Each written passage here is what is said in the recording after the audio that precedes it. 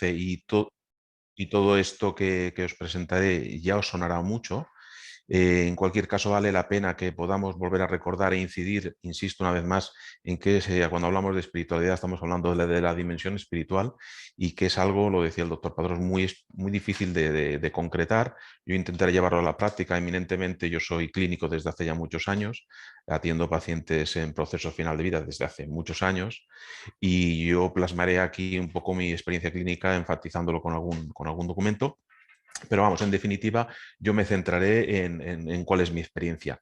Y ya destaco a los antiguos, que no por ello menos importante, sino todo lo contrario, a la Entralgo en el 64, cuando ya nos explica lo que significa estar enfermo. Ahí podéis leer la definición de enfermo, pero destaco en este libro que apunto ahí debajo de la diapositiva, él explica que este sentimiento de estar enfermo, que habla de que es una vivencia que no es simple para nadie, que se integra a diferentes vivencias elementales, explica, con predominio más o menos visible de unas u otras, todo enfermo las lleva en su alma. Bueno, esto quería añadirlo haciendo énfasis en que, como veis aquí, ya desde hace mucho tiempo se habla de la dimensión espiritual de la persona.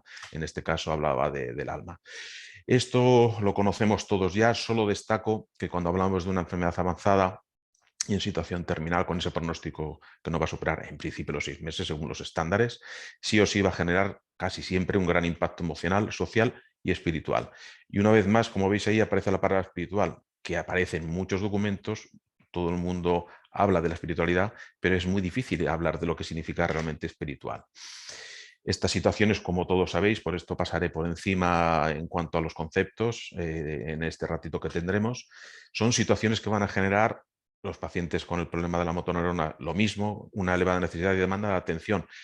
¿Cómo se establecen los objetivos terapéuticos? En principio, si estamos de acuerdo, también lo dijo la doctora, lo dijo el doctor, hemos de hacer, todo nuestro trabajo tiene que ver con una atención centrada en la persona, centrada en este caso, tanto en el enfermo como en la familia, y nosotros desde la atención paliativa consideramos que es la unidad a tratar. ¿Qué es lo que ocurre cuando nos diagnostican de un cáncer o nos diagnostican de una ELA? Pues nos enfrenta con nuestra mortalidad más allá de las defensas psicológicas que muchas veces, como sabréis, pues entramos en shock, en negación o incluso nos disociamos, no nos creemos que esto pueda ocurrirnos.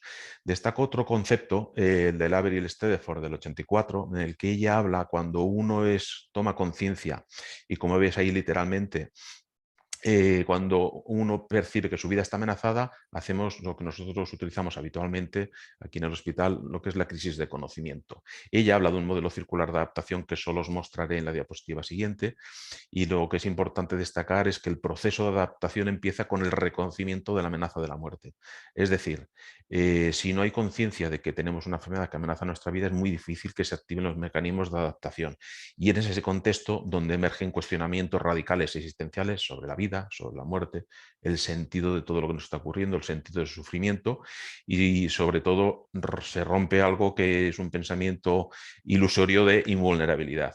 Esto ocurre sobre todo en las personas más jóvenes, lógicamente, porque no piensan que la muerte puede estar en la esquina esperándoles. Este es el modelo, que no entraré en detalle, solo os la presento ahí, fallecida no hace mucho, Avril Stedeford, en este libro, Faith and Death, cuando habla de la crisis de conocimiento, más allá de que al final, en el mejor de los casos, esta adaptación a la enfermedad pues puede acabar en aceptación. Esto recordará mucho a las fases del duelo de la Kubler-Ross.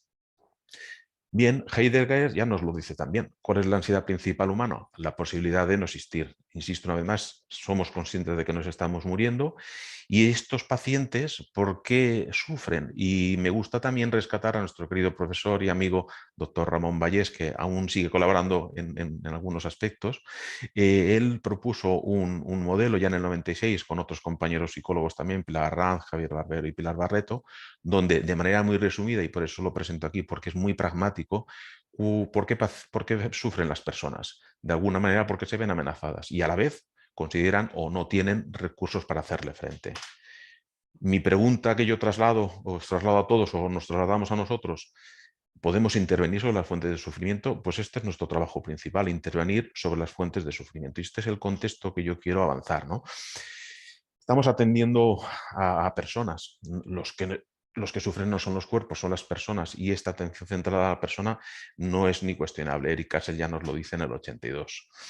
Otro concepto que también muestro de manera muy esquemática es el concepto de dolor total. Los pacientes no sufren solo porque tengan alteraciones somáticas, evidentemente, y estos, los que trabajamos en este ámbito y en sanidad en general, entendemos que es así. Los pacientes sufren cuando tienen sus dimensiones todas afectadas o la gran mayoría de ellas, y es cuando Cicely Saunders acuñó el concepto de dolor total, que tiene que ver con ese dolor que tiene que ver con todas las dimensiones alteradas.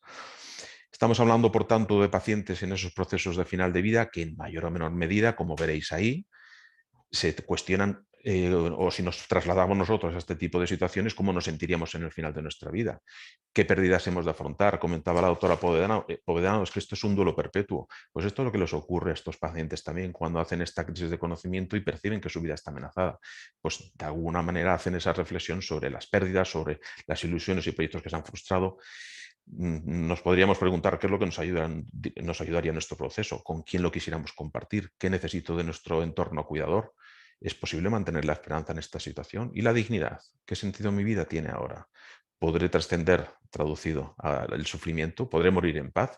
Y si emerge en ese contexto lo que hablamos, el deseo de adelantar la muerte, como veis ahí. Quiero decir, toda esta reflexión es la que los pacientes en mayor o menor medida se hacen cuando se ven amenazados por la enfermedad. Me gusta hablar de paciente doliente, ¿en qué sentido? En el sentido de que lo último que podemos perder es nuestra propia vida. Y en ese contexto hablamos no solo de sufrimiento, o me gusta hablar no solo de sufrimiento, sino también de sufrimiento existencial. Por tanto, más allá de toda la alteración biológica que supone la enfermedad, el paciente doliente, el paciente sufriente, tiene que abandonar todo aquello que ha conseguido, todo aquello conocido y el futuro deseado. Y todo esto tiene que ver, una vez más, con la dimensión espiritual. Insisto, es algo transpersonal, es algo que tiene que ver con la experiencia humana y es algo que es inherente al proceso en sí del final de vida, el sufrimiento asociado a todo esto que hemos de elaborar en ese duelo perpetuo, como comentaba la doctora. El trabajo interior que hemos de hacer sobre toda esta situación, entendiendo la muerte como un proceso, puede generar una crisis también a nivel existencial. Y es cierto que muchos pacientes en estas situaciones donde emerge, os decía antes, ¿no?, este deseo de adelantar la muerte por el sufrimiento en el que están sumidos, no tanto por un deseo, vamos a decir, genuino de morir, sino de que no pueden soportar este sufrimiento, entran en esta crisis existencial. Mi vida deja de tener sentido, ¿qué sentido tiene para seguir viviendo en esta situación? Y por tanto, lo que nos comentan es que ellos quieren acabar con todo esto. ¿Cuál sería un poco, después de esta mini introducción al contexto, la intervención? Destaco, y esto seguro que lo conocéis, si no todos, la gran mayoría, y lo destaco porque es fundamental, a partir del informe Hastings, en los fines de la medicina, y aquí al final veis el documento donde podéis extraer un poquito de manera más ampliada, habla de 4 fines de la medicina, pero lo más importante es que en este consenso lo que se explica es que los fines de la medicina del siglo XXI tienen que ir más allá de la curación de la enfermedad y la prolongación de la vida. Callahan, fallecido también no hace tanto, nos explica, y luego se reafirma el doctor Vallés, que tan importante como curar a las personas es conseguir que puedan morir en paz. Y una vez más hacemos énfasis en esas necesidades de atención paliativa de este tipo de pacientes. Ya no solo sirve curar, cuando no se puede curar, hay que intentar que puedan morir de manera más tranquila o de manera más en paz. Desde un punto de vista conceptual, hemos de entender que la persona en un centro de atención de cuidados paliativos afronta este proceso que precede a la muerte, que es el morir. Y hablamos de la persona como un ser complejo. Lo decíamos al principio también, el complejo porque tiene unas dimensiones que se interrelacionan unas con otras, física, emocional, cognitiva, etc. Y evidentemente también espiritual, dinámica. ¿Por qué? Porque como todos sabemos, después de cada experiencia, de cada momento vivido, eso puede ir cambiando. Y único porque somos irrepetibles, evidentemente. Las personas somos únicas, tenemos vivencias personales y hemos de contemplarlo desde esa única manera. En relación con el entorno, que tiene que ver también con las personas, tiene que ver con las ideas, tiene que ver consigo mismo y con esa parte más trascendente o transpersonal. Es aquellas dimensiones que tiene que ver con lo con lo transpersonal. ¿Eh? ¿De acuerdo? Cuando hablamos de la muerte, en este contexto, Normalmente, recordando otra vez el informe Hastings, antes de todo esto se percibía la muerte y aún se sigue percibiendo la muerte como un fracaso, y entre comillas podemos entenderlo como tal, pero es cierto que desde muchas tradiciones espirituales la muerte no se considera como tal, sino como una manera de dejar de vivir y la transformación del ser a otro tipo de dimensión. Desde el ámbito de la atención paliativa, nosotros vamos a entender que la proximidad a la muerte es un proceso activo absolutamente que implica a la persona en esas dimensiones que comentábamos antes, con el entorno, y nosotros consideramos que es un tiempo activo, que tiene valor y que hemos de acompañar de manera lo más adecuadamente posible. Desde el punto de vista espiritual, también hay algunas autoras, luego os hablaré de la Catherine Dolan Insight, nos explican que este despertar espiritual al final de la vida no deja de ser también una ocasión para despertar a otro tipo de dimensión. El morir como proceso. Aquí me gusta señalar que cuando esta no es inesperada, ¿qué es lo que supone? Lo comentaba antes la autora también. Deterioro progresivo, pérdidas sucesivas a todos los niveles, incertidumbre, sufrimiento en relación a esa amenaza a la integridad del yo, como nos sugería el doctor Vallés, y el paciente moribundo, el paciente que está en ese proceso que vive como de muerte próxima, no le queda otra, en mayor o menor medida, todos no van a hablar por aquí, pero sí la gran mayoría, a reflexionar sobre el sentido de la vida. Este cuestionamiento que decíamos antes, radical, la vida, la muerte, el sufrimiento, el sentido, tendrán que poner en orden todos sus asuntos, o no, a veces no hay tiempo para ello, o no hay voluntad para ello. Tendrán que aprender a comunicarse, tendrán que aprender a despedirse, decíamos antes, ¿no? Todo lo conocido, todo lo deseado, y trascender, en el mejor de los casos, el sufrimiento. El duelo perpetuo, que me gustó cómo lo acuñó la autora Povedano. La enfermedad implica pérdidas una detrás de otra que cuesta mucho de elaborar, porque cuando aceptas una aparece otra que digerir e integrar. Muchas veces no hay tiempo, creo que en él hay un poquitín más de tiempo, aunque no deja de ser una muerte crónica o una muerte anunciada, pero hay situaciones donde la enfermedad debuta ya muy avanzada, donde prácticamente no hay tiempo para poder elaborar todo lo que está ocurriendo. Es importante destacar, sí o sí, el sufrimiento nunca tiene sentido, no tiene un valor curativo en ningún caso, pero desde este enfoque sí que hemos de procurar no reprimirlo, no ahogarlo, no anestesiarlo en este sentido, ni negarlo, sino que desde nosotros como sanitarios hemos de intentar empatizar con el sufrimiento del paciente. Por tanto, afrontar como sanitarios consideramos que implica un modelo de atención muy sencillo que resumo yo ahora y espero que se entienda bien, que implica ver la muerte y el morir como un hecho absolutamente natural que nos afectará a todos, todos, el 100%, como un proceso humano existencial que afecta a toda la totalidad de la persona en todas sus dimensiones, como hemos comentado antes, y sobre todo es un misterio que hay que acercarse con absoluto respeto, humildad y apertura. Si es posible, en el mejor de los casos, intervenir desde un equipo multiprofesional, interdisciplinario, donde podamos atender en todas esas dimensiones. Idealmente, poder que la persona que atienda a este tipo de pacientes tenga cierta madurez y equilibrio personal para poder trabajar desde la ecuanimidad y, si es posible, es muy difícil atender de una manera eficaz si no hemos trabajado nuestras propias pérdidas. Disculpad que vaya un poquito más rápido de lo habitual por el tiempo que tenemos. Y en este contexto, cuando... Digas, Perdona, digas, Jorge, no corréis. no Vale, corris, que vale, el vale, que toques és molt important, vale, no hi ha vale, necessitat de pressa i vale. perquè estàs donant molts conceptes molt potents Sí, no, no, y tan. Son fotografías i de que conceptes, sí. necessitem que vagin. Per tant, agafa't el temps que... Vale, vale. Bueno, és que pateixo per la gent que havia vingut i que potser volia sortir ara d'hora. Però bueno, vale, agafo la proposta, doctor Padrós. Bueno, es en este contexto, todo esto es contextualizar un poco de lo que estamos hablando. Hablamos de la emergencia de necesidades esenciales y evidentemente las necesidades esenciales tienen que ver también con la espiritualidad.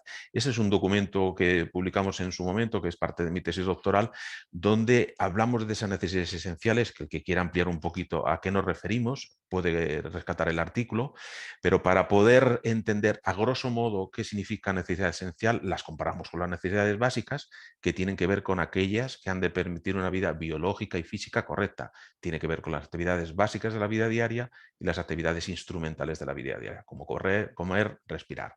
Cuando hablamos de necesidades esenciales, tienen que ver con aquellas que consideramos inherentes a la condición del ser humano y que entendemos son especialmente relevantes en el final de vida. ¿Por qué? Porque es lo que decíamos, después de esa crisis de conocimiento, donde nos vemos amenazados de manera inevitable, pues ahí se nos remueve todo a nivel existencial.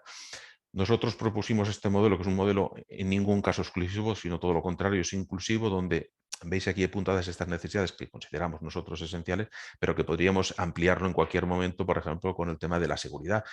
Para un paciente el tema de la seguridad puede ser fundamental.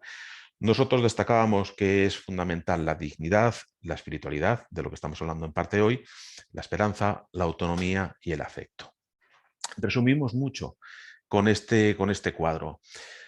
Tenemos a un paciente que presenta este tipo de necesidades, que nosotros consideramos que se requieren de unas competencias básicas clínicas, que son una condición sine qua non, con habilidades de comunicación y counseling, con manejo de ética clínica, con la planificación de decisiones anticipadas, la continuidad de gestión de caso. Algo que destacamos, que aunque pueda parecer un poquito curso, el nivel básico de comportamiento, pues es tratar a las personas con educación y respeto. Y para esa atención de excelencia que nosotros intentamos promover y rescatar, es que se requiere de esos profesionales que no sean los mejores expertos en cuanto a los aspectos clínicos, sino hablamos de unas competencias específicas que tienen que ver con los valores, con las actitudes y los comportamientos en la excelencia, en cómo tratamos a los pacientes. Y para ello, lo que nosotros sugerimos es que se requiere habilidades como ser hospitalarios, estar presentes en el aquí y ahora con el paciente, ser compasivos, ser empáticos, estar comprometidos, confianza, congruencia y honestidad. Insisto, es todo para una clase de 2-3 horas. Lo resumo para que quede un poquito la idea y que sirva para la reflexión posterior. Bueno, ¿y cómo atendemos este tipo de necesidades esenciales, incluida la espiritualidad? Tiene que ver mucho y fundamentalmente con nuestras actitudes y comportamientos. Insisto, antes os decía, para esa atención de excelencia requiere de esas actitudes de hospitalidad, etc. Y seguimos un poco el lema de la Cicely Saunders, la madre de los cuidados paliativos, que lo que nos dice la Cicely es que usted importa porque es usted. Y usted importa hasta el último momento de su vida y haremos todo lo posible, no solo para ayudarlo a morir en paz, sino vivir hasta que muera. Esto conecta indudablemente con el informe Hastings que os comentaba antes. No solo sirve curar, cuando se puede curar también hay que facilitar esa muerte tranquila o muerte en paz. Y la mejor herramienta que tenemos, la escucha. Puede ser una evidencia, pero no siempre escuchamos a los pacientes y muchas veces estamos preparando la respuesta antes de escuchar lo que les preocupa o les inquieta a los pacientes. La única manera de saber lo que le preocupa a los pacientes es escuchar. La única manera de poder trabajar esas decisiones anticipadas o esas voluntades anticipadas es escuchando a los pacientes, siempre respetándole en sus valores, sus necesidades, sus preferencias, cómo no. ¿Qué precisa de nosotros en el acompañamiento al final de la vida de los pacientes? Indudablemente, en mi opinión, que no hagamos un pulso, que respetemos sus creencias, que respetemos sus valores, que respetemos sus necesidades, que respetemos sus prioridades, que podamos dialogar y que esto no sea una lucha, como veis ahí, de esa manera tan gráfica. El paciente moribundo no necesita que se le ayude a morir. Esto también sería discutible en un debate si posteriormente lo tenemos. Lo que necesita es que se le ayude a vivir con sentido hasta el final. Insisto, por mi experiencia clínica de ya muchos años, los pacientes en general no tienen un deseo de morir a pesar de las circunstancias, un deseo genuino de morir, sino lo que quieren es huir sobre todo del sufrimiento. Y cuando se les ayuda al manejo del sufrimiento y a las fuentes del sufrimiento, los pacientes ven las cosas de otra manera, porque van integrando además que se están muriendo. ¿De acuerdo con qué? En cómo quiere vivir, cómo quiere morir, lo rescato una vez más, y cómo quiere ser acompañado y atendido hasta el final de su vida. Insisto una vez más en cómo atender a este tipo de pacientes. Resumo también con esta diapositiva que probablemente consideramos que facilitar el proceso de morir en paz, de morir de manera más tranquila, de vivir con sentido hasta el final de la vida, tiene que ver muy probablemente con trabajar sobre todo aquel sufrimiento que sea evitable. Y esto tiene que ver sobre todo con el control de síntomas. De esto hay manuales, de esto hay equipos de atención que tratan sobre el control de síntomas, clínica del dolor, clínica de atención, equipos de atención paliativa. Tiene que ver mucho con el tema de la información que sea progresiva y demanda. Nosotros hemos visto pacientes con situaciones de gran impacto emocional por información brutal. No entraré tampoco en detalles, pero ocurre. El trabajo de la información ha de ser muy cuidadoso. Tenemos que facilitar la resolución de asuntos pendientes si es que el paciente lo permite y entra en ese debate. Facilitar la elaboración de pérdidas, lo comentábamos en otras diapositivas, rescatar la capacidad de afrontamiento, recordarse el modelo que antes hablaba de amenaza de recursos de Ramón Vallés y compañía, ¿no? Paciente sufre porque se ve amenazado y carece de recursos o considera que no tiene recursos para hacerle frente. Pues hemos de rescatar justo esta capacidad. Elaboración del PAD, de las voluntades anticipadas y atender también sí o sí sus necesidades esenciales y también espirituales. No vale decir, no, yo no entiendo de esto, yo no sé, y entenderéis por qué lo digo. Bueno, cuando hablo de sufrimiento evitable, seguramente que habéis pensado, bueno, y no siempre es evitable el sufrimiento, evidentemente. Yo pienso que hay un sufrimiento que es inherente al proceso en sí del final de vida y muchas veces no es evitable, a pesar de que pudieran tener incluso un excelente control sintomático al final de la vida.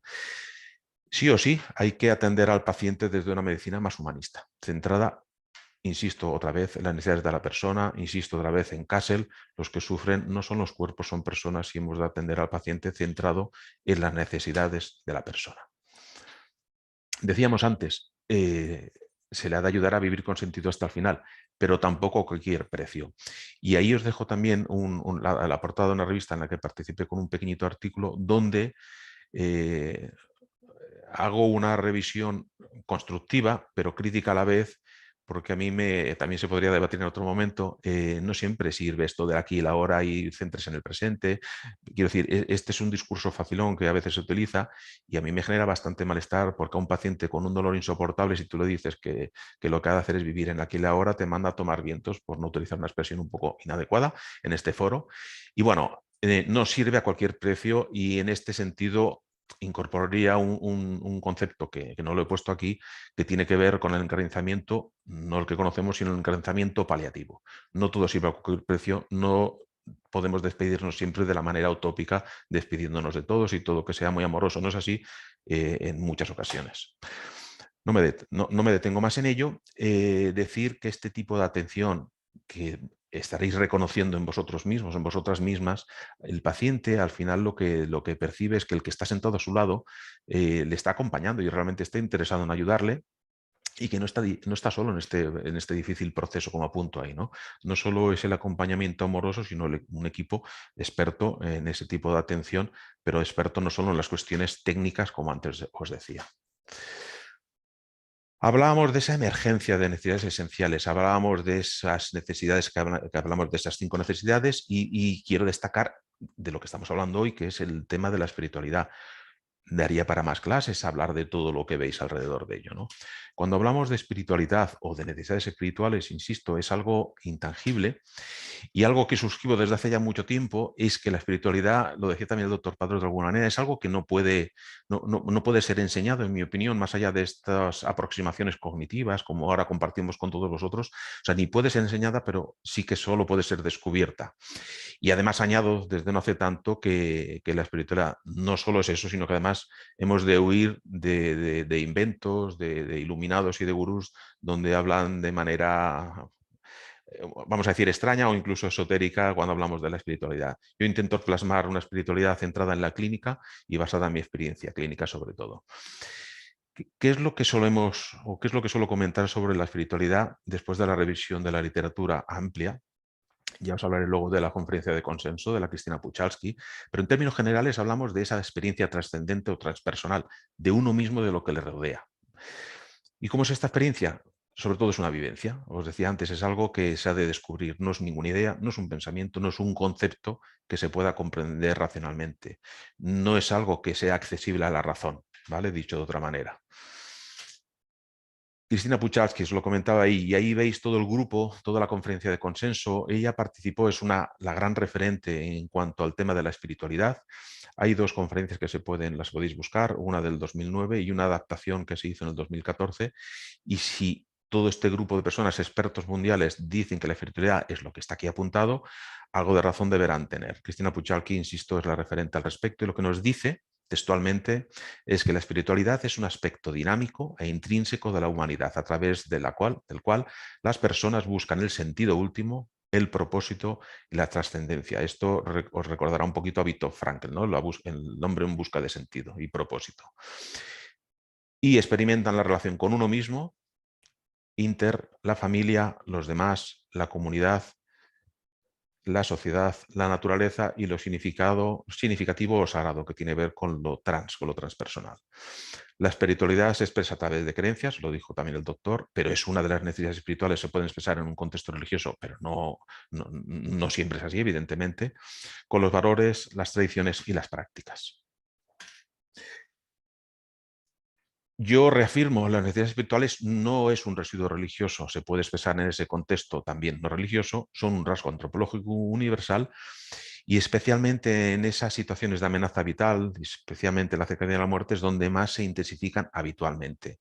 Aunque hablemos de necesidad espiritual y por tanto podríamos interpretarlo como carencia, muchas veces se consideran como una potencialidad, que es el paciente que lo descubre en esas situaciones más de amenaza. Canceling Dole Insight fallecía tampoco hace tanto, lamentablemente, y hizo varios libros muy interesantes. En La gracia divina de la muerte, que es ese libro que tenéis ahí apuntado, ella lo que nos dice es que morir es la más rica, hermosa y poderosa oportunidad espiritual de toda la vida. Yo lo suscribo parcialmente, yo diría que puede ser la más rica, no es la más rica porque, ya digo, no siempre se muere bien, y eso hay que destacarlo. A veces se muere mal, se muere como se ha vivido muchas veces, ¿no? Pero bueno, que puede ser una de las más, sin duda alguna. Más allá de nuestras creencias, los que atendemos a personas, a pacientes enfermos, hemos de mantener esa predisposición para atender sus necesidades espirituales. Insisto, como dice Doka, independientemente de sus creencias y de nuestras creencias. De acuerdo con Doka y también Alba Payás, que lo suscribió hace ya algunos años, cuando estas necesidades son elaboradas de forma efectiva, como veis ahí de manera literal, ayuda al paciente, a la persona, a encontrar esperanza y mayor aceptación frente a la muerte. Más allá de nuestras creencias, ese diagnóstico, ese tipo de enfermedad, cáncer, ELA, cualquier tipo de enfermedad grave, avanzada, crónica, evolutiva, que amenaza nuestra vida, sí o sí nos pone en contacto con nuestra existencia. Y muchas veces, es cierto, hay personas que ni lo han pensado, o incluso nosotros, bueno, yo me incluyo ahí, pero hay personas que quizás no han contemplado el trabajo personal de lo que significa nuestra vida, nuestra existencia. Pero cuando nos diagnostican de algo así, ¿qué es lo que ocurre? Que hay una inquietud especial que favorece la búsqueda de respuestas en relación con nuestra existencia. Y esto es al margen de la cultura, al margen de las cuestiones sociales, económicas. Esa amenaza trastoca todo nuestro interior. Por ello, apostamos por acompañar de manera eficaz al paciente. Y recuerda un poco al counseling espiritual, evidentemente no tiene que ver nada con el consejo, es como el counseling, pero en este caso espiritual, y una vez más rescatamos el método socrático, que es el tema de la pregunta. Es importante también, quiero destacar, que muchas veces estos pacientes se hacen preguntas no van a necesitar muchas de nuestras respuestas. Necesitemos que les escuchemos en ese dolor también a nivel espiritual existencial, más allá de nuestras creencias, evidentemente, y en ningún caso decía antes, ¿no? Hay que estar presentes, ¿no? No hemos de buscar buenas respuestas, sino facilitar la búsqueda en el paciente, el método socrático o mayéutica, como recordaréis también. Acompañar espiritualmente, sin duda alguna nos enfrento también a nuestra vida espiritual. Disculpar la aseveración que hago, si no tenemos no podemos dar. Si no hemos hecho algún tipo de trabajo a nivel existencial, espiritual, o nos hemos planteado sobre el sentido de nuestra vida, e insisto, esto no tiene que ver con la religiosidad, es al margen, puede estar incluido, sí, pero es al margen. Es muy difícil que podamos acompañar, como apunto ahí, de manera sensible, de manera eficaz, de manera compasiva. ¿Qué es lo que nos ocurre cuando yo de eso no entiendo ni voy a preguntar? Que caemos en actitudes, como veis ahí, de resistencia. No toleramos el sufrimiento y, por tanto, nuestras exploraciones son reduccionistas, centradas en el síntoma y poco más. Incluso podemos caer en la tentación de inhibir la expresión emocional, de incluso negar sus creencias o hacer proselitismo, que también lo he experimentado en algún momento en el hospital. No sé quién lo dijo esto, pero lo suscribo, por eso no está el autor, pero de alguna manera es difícil, resumo la diapositiva anterior, acompañar a otro más allá de donde uno mismo ha llegado. Esto conecta también con el modelo de atención que os presentaba antes. Solo podemos comunicar aquello que tenemos y para acompañarte necesitamos de ese tipo de capacitación hacia la atención de excelencia, siendo hospitalarios, estando presentes, siendo honestos con el paciente, con absoluto respeto, con competencia, siendo ecuánimes, siendo compasivos y con un compromiso del trabajo personal, de autorreflexión, de autocuidado.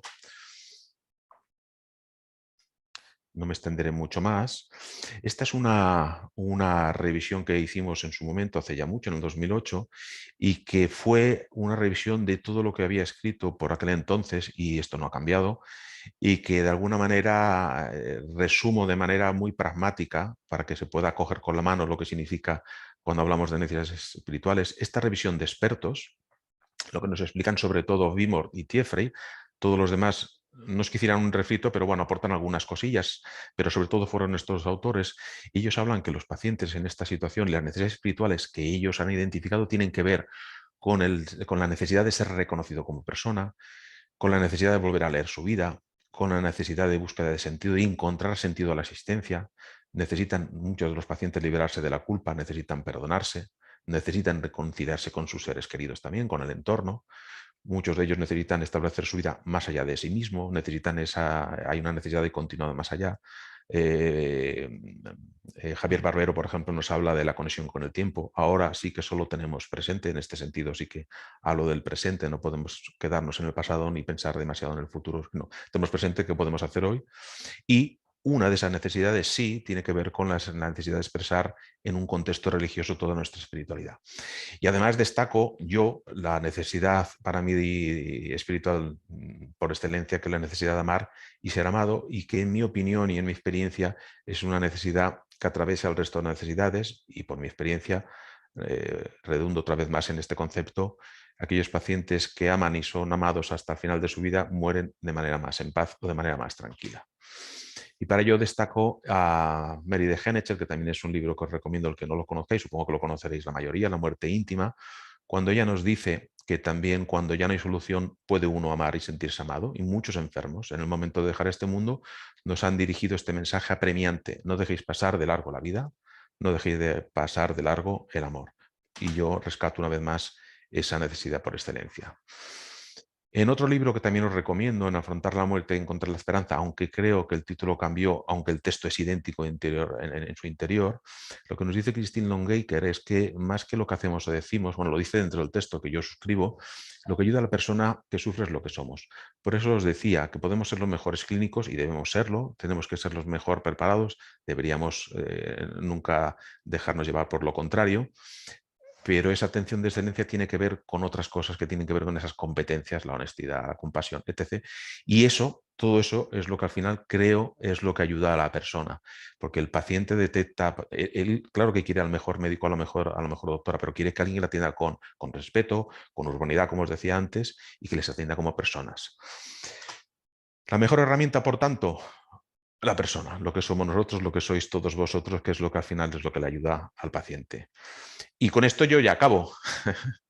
Disculpar un pelín la rapidez, pero la idea, doctor Padrós, era hacer una reflexión que invita a la reflexión posterior, no solo en un contexto de media hora justa, donde, bueno, a aquellos que ya conozcan un poquito todo esto les sirve para consolidar lo que ya saben, a aquellos que les haya resonado de otra manera y que digan, ostras, pues esto es diferente a lo que yo pensaba, les ayude pues a abrir un poco esa mente y a pensar que hay una dimensión inherente al hecho de del ser humano, que es la dimensión trascendente, la dimensión espiritual, y que la reconozcamos o no, sí o sí está en nosotros.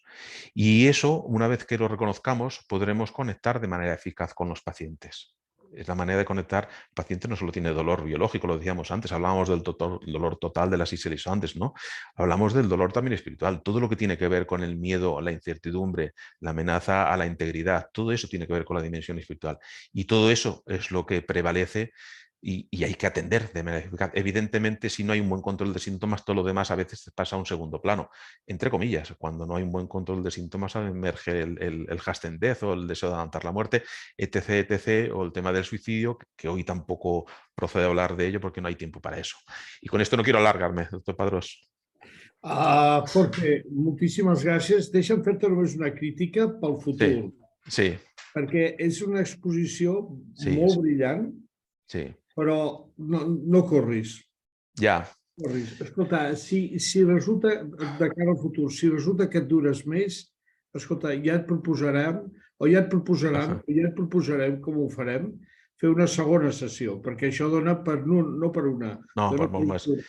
El problema... No, t'ho Sí, dic perquè, t'ho sí, dic perquè jo inclús sent un veterà, sí, deies tantes coses que sí, me'ls ho sé. apuntaven. La sort és que les tindrem Sí, enregistrades, ho dic perquè sí, pels que t'han escoltat, perquè realment ha estat completíssima i, sí.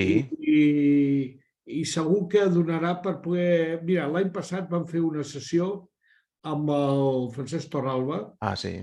Vull dir, per allò de recomanar llibres, hi ha un llibre que està exhaurit, jo el tinc, però vam fer del llibre aquell que va fer, que es diu Plantar cara a la mort, de Torralba, vam fer una sessió tot un matí precisament sobre aquests aspectes, no? I Sí, també m'atreveixo a recomanar un llibre de la Montserrat Esquerda, sí, que curiosament la planteja per tothom, però en canvi us el recomano molt a tots perquè es diu Hablar de la muerte para vivir y morir mejor. I curiosament parla molt dins el llibre de com ens hem de preparar els que tenim cura dels pacients, no?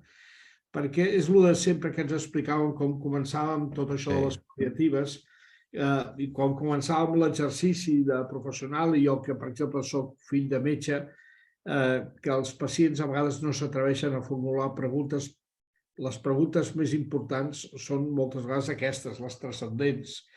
I les de transcendents, que són a vegades de poc... A vegades no, a vegades les preguntes més directes, escolti, sí, tenim el dolor, però què serà de mi? No? La meva vida ha tingut sentit, com si nosaltres no estem molt preparats, no hem treballat la nostra pròpia mort, la nostra pròpia incertesa, la nostra pròpia vulnerabilitat i sobretot un altre aspecte que jo crec que és molt important, que és, amb independència de les creences, és tenir coneixement de com és la base de les creences dels altres, és a dir, la base també cultural, sobretot en una societat que cada cop és més multicultural i multiconfessional, és fonamental per millorar la nostra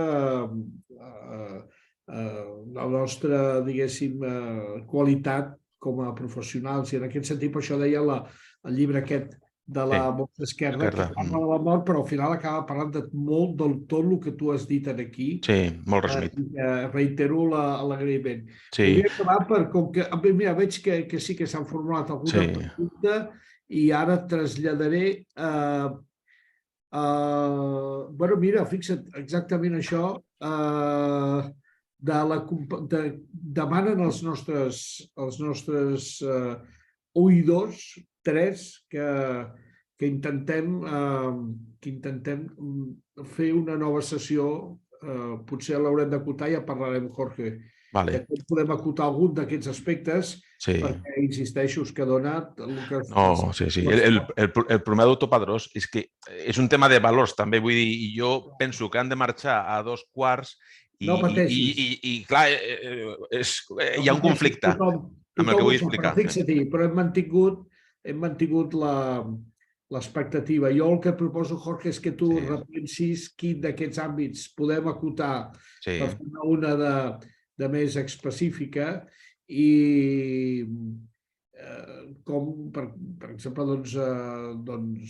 tu mateix has fet pinzellades de coses que dius, ostres, si entrem més a fons, per exemple, hi ha un assistent que està anonimitzat, diu, escolta, quan dius que emergeix a l'interior una inquietud especial que afavoreix les respostes, perquè estem a prop de la mort, però si una persona ha viscut de forma hedonista i superficial, de forma molt reduccionista, com es pot treballar el procés de morir amb sentit? Ara, tot això, imagina't si dona per desenvolupar. Totalment, sí, totalment d'acord. Escolta, doncs això jo us recomano, ja que el Jorge ha fet una recomanació, jo ho faig de llibres, jo us recomano aquest de la Montserrat Esquerda, que l'hem tingut també aquí l'any passat en el curs, Hablar sobre la muerte para vivir y morir mejor, que parla molt sobre precisament els cuidadors, professionals sanitaris que tenim atenció dels nostres pacients.